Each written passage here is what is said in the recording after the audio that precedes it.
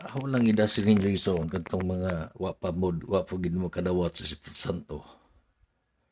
Wa pa mo maka-speak in tongues, wa pa maka-propesya.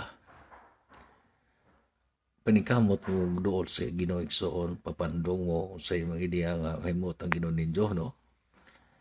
Kay sa akong pagi kanito yung magsuna kay dugay kung makadawat sa Holy Spirit, may 11 months man. Daghan kong gibuhat nga makadawat to, magpapandong ko. Sige, gabday sa Ginoo. O niya, aning kamot ko nga anak ko yung mga panalangin mga hatag sab ko. Magsuna, naghatag ko sa mga sa dawat ako ikan sa Ginoo, ikapulo, hagyo ba na ikapulo. Matudog ay balik kong wakadawat, aning baso dyo ko mahimot ng Ginoo sa personal ako pag pinikamot.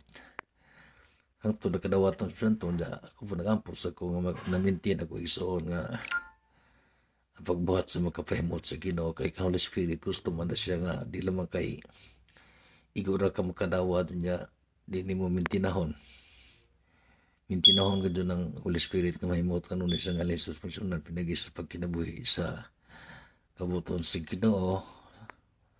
Udalay ganin salamat. God bless.